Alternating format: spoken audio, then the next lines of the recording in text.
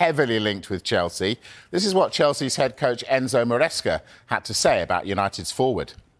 The club have been linked with a move for Alejandro Garnacho in this transfer window. Are you happy with the wide options you have, or do you think that you could do with one more right now?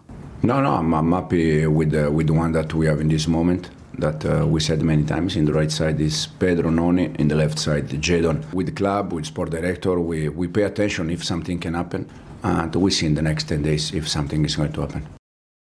So, Michael, Maresca not saying too much, but we know that Chelsea have expressed an interest with about Garnacho. So where are we with that?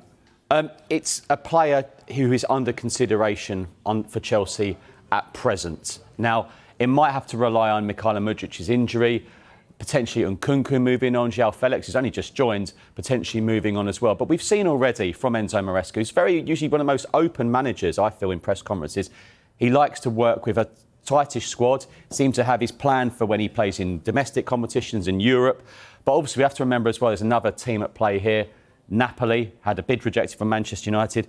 Our colleagues in Italy are telling us that maybe United have perhaps lowered the demands but haven't reached a figure yet acceptable for Napoli. So you do wonder if there is an acceptable figure that Manchester United would consider. But unlike other Manchester United players, he's still being featured under Ruben Amorim. Yeah, I don't think actually United want to sell Garnacho, but we've been talking about throughout this transfer window about, untouchables in squads, various squads, and there aren't that many. A player like Alejandro Garnacho, the optics, I agree, wouldn't look great if they allowed someone like that to leave. But the financial situation at United and at other clubs is such that if a suitable offer was to come in, I'm not saying United would definitely sell, they would have to look at it. They have to look at every kind of offer that comes in. But if they've lowered their valuation of him, that's them indicating to everybody he's for sale, isn't it? Yes and no, because it's still a substantial figure that clubs would have to get to, and they haven't managed to get to yet. And so it's one of those situations, and Michael mentioned it there, he still started against Rangers yesterday. Ruben Amorim's been talking him up. He has been starting games recently. By all accounts, he played really, really well against Rangers. And it's one of those areas where Garnacho, is he almost a victim of Amorim's style and his formation? Because where does he actually fit in? He's a winger, but Amorim's playing with two number 10s and wing backs. Does he fit into either of those? Maybe not, but Amorim has actually said he's learning and he will continue to learn in that position. So almost alluding to maybe a longer-term future at United for Garnacho, unless that big offer does come in, what United have to consider. We also know Amorim, you can tell by the frustration the other day after their defeat to Brighton, he's desperate to get players in for his style. So there might have to be a player where maybe slight reluctance that someone has to move on to get the players he wants in. Because how many windows will it take for Amorim to change it? 3, 4? Yeah, well, he may or may not go. Looks like Antony is on his way out, Dharmesh. What's the latest on this? Yeah, this one looks really, really close now. We were reporting earlier on in the week that it was really close to happening with Real Betis. Well, now Antony has been given permission to travel to Seville to take a medical with Real Betis. The deal itself is a straight loan, and we've been given a little bit of information of how this deal is made up. And Real Betis will actually pay at least 84% of Antony's wages plus bonuses. Now, when I say plus bonuses, this deal could eventually mean, with this loan, that Real Betis will actually pay more than Antony's wages, and Manchester United could actually make a profit on what they would have actually had to have paid Antony in wages until the end of the season. That's because it depends on team performances and individual performances, rather like they did when they allowed Jadon Sancho to go on loan to Borussia Dortmund. Is it unusual to make a profit like that, though? I mean, that's good business by United. I mean, I've only started hearing of this of late when I was told about this Sancho deal, because sometimes clubs, when they do a loan, people think, right, if he's on such high wages, what is the benefit of a club having to pay a substantial portion of someone's wages to get him to play somewhere else? Yeah. There is that one obvious benefit. If he plays well, then the market value goes up in the summer. But on this case, they can actually make more money during the loan. So say, for example, Manchester United's percentage, which we know now is 16%, that's what they'll pay. Depending on appearances, goal involvements, goals, assists, and how far Real Betis and how well they do, maybe that percentage will go down. even to the point where it will go into negative, which would mean Real Betis would actually have to pay more. He has to go, doesn't he, Michael?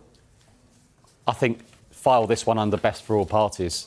He needs a fresh start. You know, Darmesh just talked about the finances, but wow, I mean, let's not forget the fee the old Manchester United regime paid for him, but time to move on. Yeah, indeed. Time to bring people in. As you've mentioned, left wing back, really important for United. Are they going to get this fella? They're trying. They're definitely trying. Manchester United are now discussing internally about their next steps with regard to this left wing back, Patrick Dorgu. Now, there is currently a gap in valuation between what Manchester United are prepared to pay and what Lecce want. Lecce, for their part, do not want to lose Dorgu in this transfer window. But then again, they are going to say that because it will be a good negotiating tactic to try and get Manchester United to raise their price. But they are expecting an improved offer from Manchester United, which we're told at the moment hasn't gone in just yet. Communication lines, though, between Manchester United and Lecce remain open. Remember, we saw pictures that Sky Italy provided from earlier on this week of Manchester United officials leaving a hotel in Milan, having had discussions with Lecce officials and the representatives of Patrick Dorgu. So we think the player himself is very open to that move to Old Trafford because it's a massive opportunity for him. Napoli are lurking in the background as well, though. They would want to do a permanent deal but then loan him back to Lecce, which Lecce might think, well, that sounds a lot better than what maybe Manchester United could offer. Right, we're 13 minutes into the programme and I haven't said these words yet, but I'm going to. Marcus Rashford was seen training with his United teammates Wednesday. That's right. Once again, didn't make the matchday squad for the game against Rangers last night. Here's Ruben Amorim on his striker's future. Ruben, just on Marcus and easing him back in, is it fair to say he will be staying at this football club this month? He won't be going out now? I don't know. I really don't know. But if he does stay, there's no go. You're going to reintegrate in. Guys, it's 8 days. 8 days. We'll see in the end of the window what happened, and then we'll talk about that in the moment. What do you make of that, Darmesh? What I make of it is that all options are still on the table by the sounds of it. Marcus Rashford could stay at Manchester United. He could still leave Manchester United, but clearly time is running out. His preference, as we've been telling you, is Barcelona. They've got their own problems financially. They need to create salary space.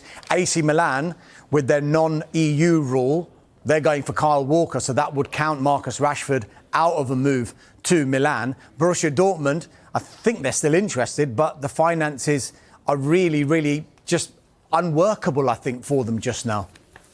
Feel like a bit of a mess potentially as well, you know, around Christmas time doing an interview, potentially wanting to move on and have a change and still here, and one reason or another not finding another club. Not ideal. Yeah. Good face, that, by the way. We're going to take a break. When we come back, Manchester City have been the biggest spenders in the window, and they're probably not done yet. More on them after the break. See you in a Welcome along to the Transfer Show. Darmesh Chef and Michael Bridger here with the best transfer lines. Right, let's get straight to the topic that's been at the centre of this window. Arsenal's need for a striker. Mikel Arteta, when asked the question yet again, was at his most defiant yet. Obviously, there's so much noise outside the club. Arsenal need to sign a forward. Arsenal need to sign a forward. And I know we sound like broken records when we ask you about that, but you clearly don't share that same sentiment. Do you think it is essential that you sign a forward, or would you be very happy with... Sorry, I don't share what? The same sentiment that you have to sign a forward this month? Or do you? Have I ever said no to a striker? No, but you don't feel it's a necessity, do you? How do you say that? You do feel it's a necessity? I don't understand the question. Okay. I'm saying so many people outside the club seem to think that Arsenal have to sign a forward this month. So what is my opinion? Yes. That's what you're asking? Yes. Okay, my opinion is clear. We lost two very, very important players, Bukayo Saka and Gabi Jesus. So we lack goals, we lack people, we lack options in the front line. It's clear. Yes. Yeah. So do you think it's essential that you have to bring in a forward then in the next... If we can get the right player, that's what we are actively looking at it. Yeah. Any player, no. Someone that makes us better and has an impact in the team. It's clearly that for the period that we lost them, ideally, we need some help because we were very short already and we're even shorter. And is there work going on at the moment to have you identified targets? Yeah. Interesting. All right, Darmesh, what's the latest with their search for a striker? I mean, judging by what Mikel Arteta said there, clearly they want to bring in a forward. They've got injury problems. He's mentioned Bukayo Saka and Gabriel Jesus, particularly out for the long term. And they're working really hard in these final days to try and make that happen. There is that chance that it might not happen, though, for Arsenal, because he wants to bring in not only a forward, but the right forward for Arsenal. Now, there has been a long-term interest in RB Leipzig's Benjamin Sesko, but RB Leipzig have said he's not for sale. They don't want to sell him. They're under no pressure to sell. He's signed a new contract until 2029. Yes, they're out of the Champions League, but they're still fighting to get into the Champions League for next season. And they also have an interest in the Wolves forward, Matheus Cunha. Again, Wolves under no pressure to sell. He's still under contract until 2027. There is another contract offer on the table which hasn't been signed yet. And unsurprisingly, Vitor Pereira, the Wolves head coach, was asked the question about Matheus Cunha, and this was his response. He knows what I want from him as a captain. We had a conversation and everything is solved. He's ready for the game, committed with us and ready to help the team. He's also been linked to a few other clubs. Arsenal, Nottingham Forest have their eye on him. Have there been any offers or bids for him at all? I don't know. This is a question for the club. You know, he's my player. I think he's not for sale. This is the information from the club, and he's committed with us. How much do you want him to stay at the club? It's important, very important for us. Right, I'm going to play a game with you. I want to show you some numbers, and I want you to tell me their significance. Right, let's have a look at these. Love games. Arsenal signings under Mikel Arteta. Those numbers. Tell you what. Let's show you what they mean. More of a bullseye, man. Let's put them in. I was just about to say that. Wow. So, he signed 7 goalkeepers, 11 defenders, 12 midfielders, 2 strikers. Darmesh, discuss. Yeah, I mean, numbers can say a lot of things, but you've also got to look at how Mikel Arteta wants to play and the style of play that he wants to do. There is that issue that in his time, 4 strikers have actually left the club in Pierre-Emerick Aubameyang, Alexandre Lacazette, Folarin Balogun and Eddie Nketiah, but for differing reasons. The Aubameyang one was clearly a change in culture as far as Mikel Arteta was concerned. He needed to change everything around the club. He wasn't happy with some of the behaviour, if you like, of Aubameyang. Lacazette was coming towards the end of his contract in his 30s, so it was time to move on from that. Whereas Balogun and Nketiah, you could say, yes, they can form part of Arsenal's squad, but maybe not part of his first team as such.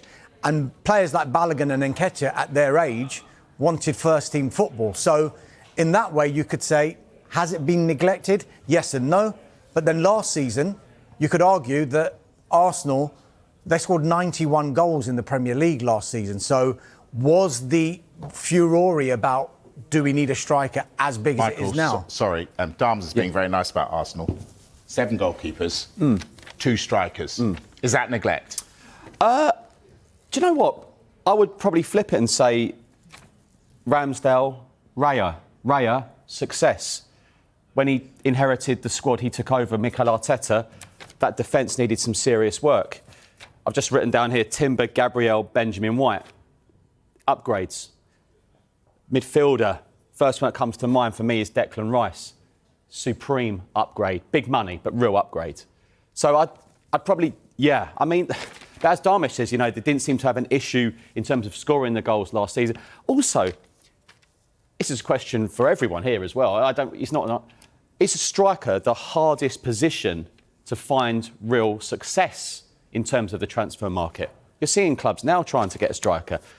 Clubs are struggling to find a striker at the moment. Is it potentially the hardest position on the field to get a striker that's real success? That, for me, is very interesting. All right, let's move on from Arsenal. Alejandro Garnacho has been... This player for Manchester United was really important for us today. Let's see the next days.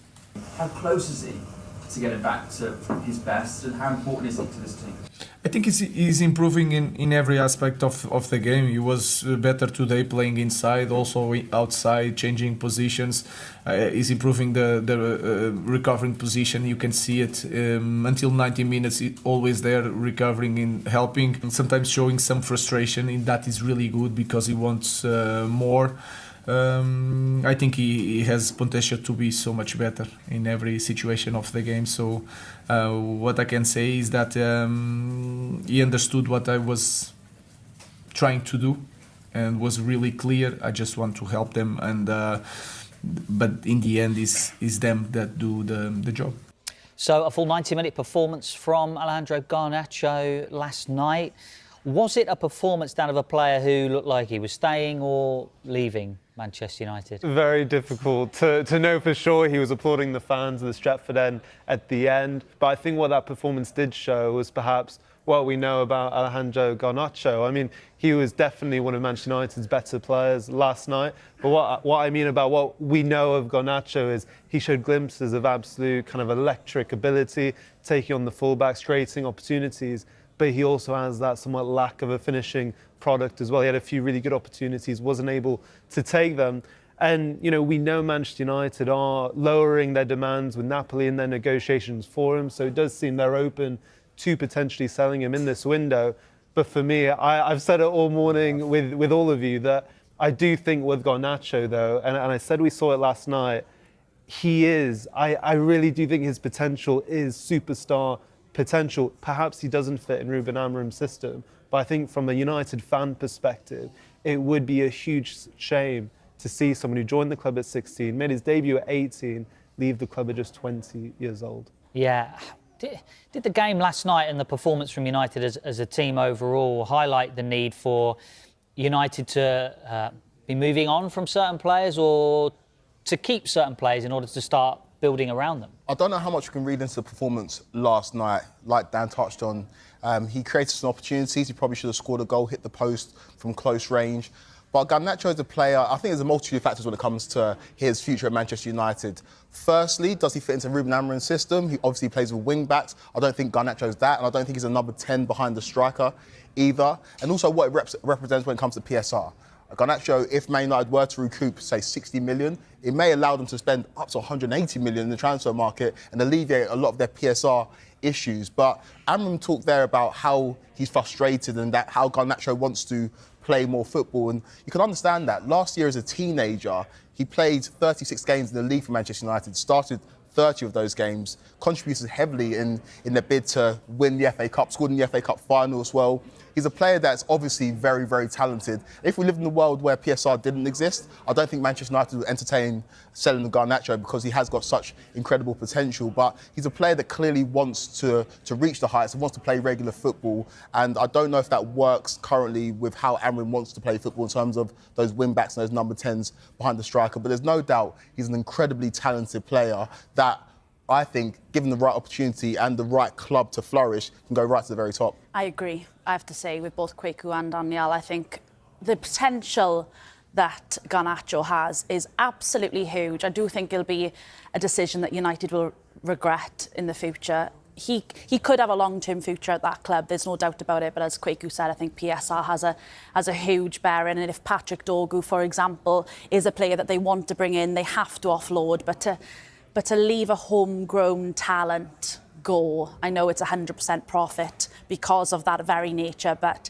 it just seems like a huge, huge miss for Manchester United. I'm interested in the Chelsea perspective on this as well. Are they waiting to pounce? Are they waiting to see what kind of fee United might be willing to accept from Napoli and then go, OK, here it is? Well, if you look at Chelsea, they are very active and they seek opportunities in the transfer window. And if the opportunity is there to sign a player like Garnacho, who's got incredible upside and potential, then I think Chelsea will look to capitalise on that opportunity.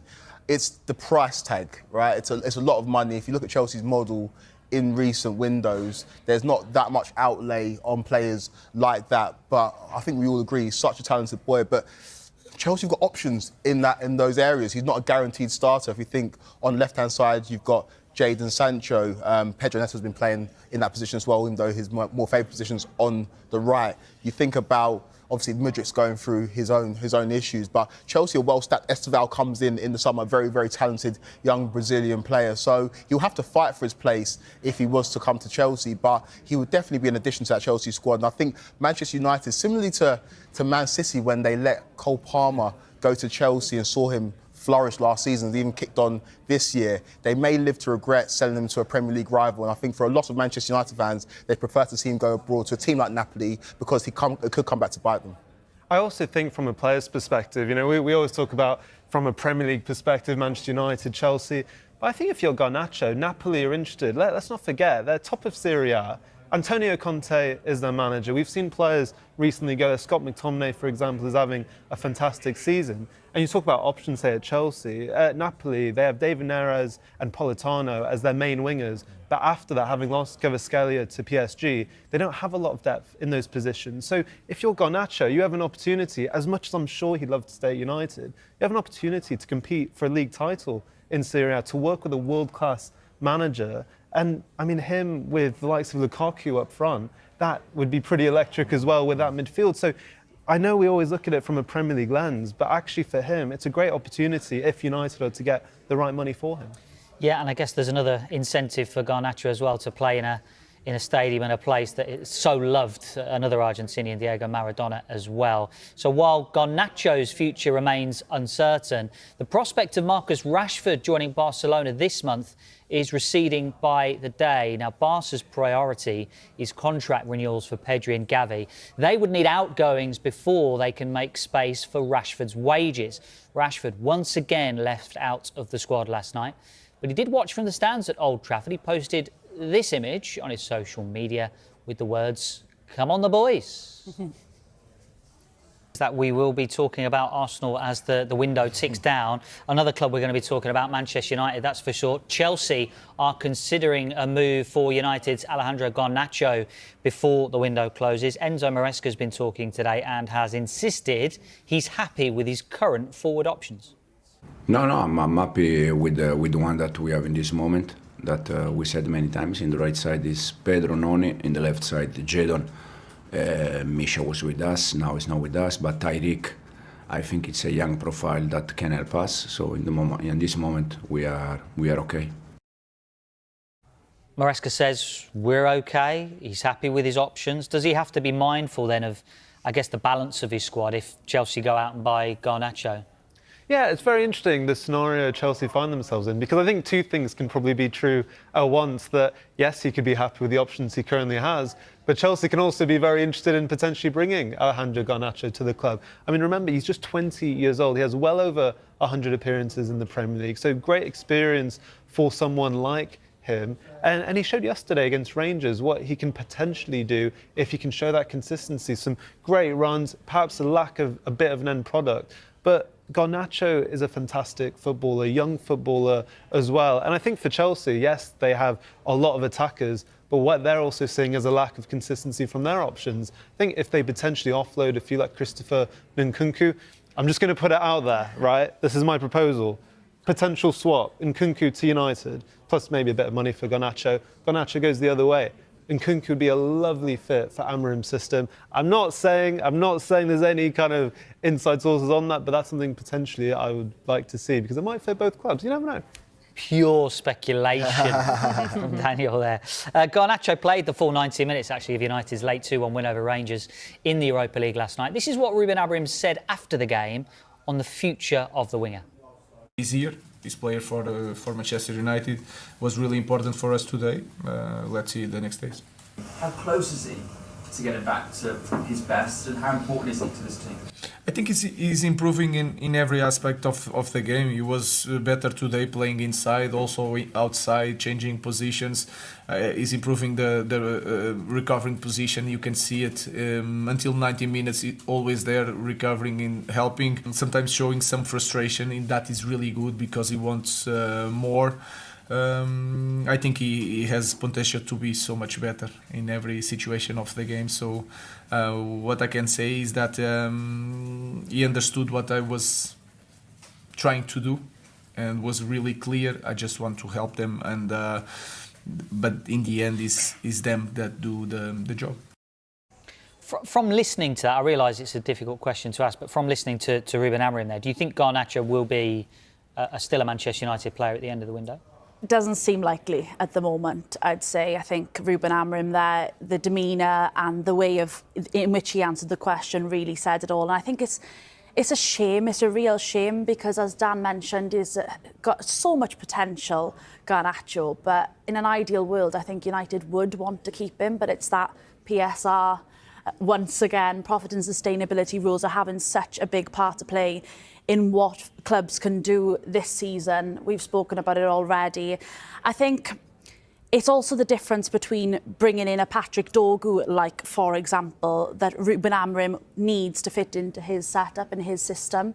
That is fundamental. You can look back at perhaps bad recruitment under Erik ten Hag and the fact that Manchester United built a squad around him. They are now having to pull that back and realise that they now have to mould a whole new squad for Ruben Amorim. It's going to be a difficult process, I think, for Manchester United at the moment, but it all comes down to money, and right now it looks like Garnacho will be someone who leaves because of that 100% profit, because he is a homegrown player. It's a sad situation, as I say, because of exactly that. He's homegrown. You want to see him flourish at the club where he's been brought up, but it doesn't look likely that that's going to happen. Yeah, all options still on